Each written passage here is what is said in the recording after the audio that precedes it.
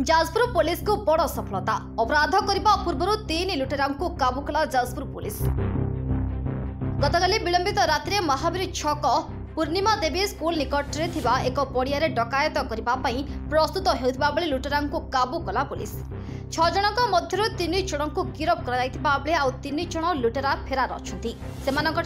विभिन्न मारणास्त्र जबत होता सूचना देले जाजपुर एसडीपीओ प्रशांत कुमार माझी। प्रशांत कुमार माझी एसडीपीओ जाजपुर। एक्चुअली घटना कि आप जानते जाजपुर अंचल गत किछि दिन हम अपराधिक घटना घटी चली।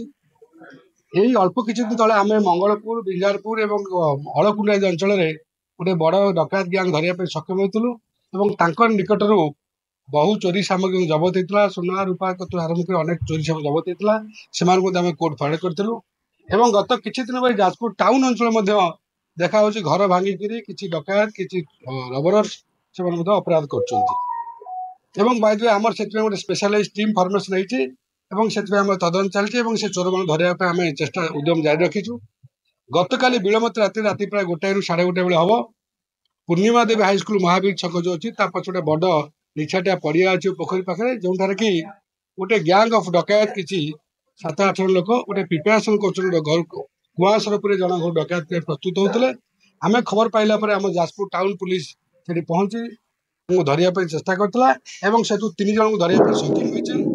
जन होती शिवानी दास, आलोक दास और प्रशांत दास। ये 3 जन घर बिरजापुर जाजपुर आउ अन्य 3 जन आसामी घटना फेरार होती। जदि से आइडेंटिफाई कर सारीचु से खूब शीघ्र धर ये जो 3 जन आसामी गिरफ होती से निकट आम कि अपराध संगठित करने कि अस्त्र जबत करुँ। गोटे तेलंगा काती किसी लंका पाउडर लुहा रड से जबत करुँ। गोटे मोटरसाइकिल जबत होती क्यारेक्टराल बैकग्राउंड देखला आम जिला और जिला बाहर किसी अपराध संपुक्त अच्छा।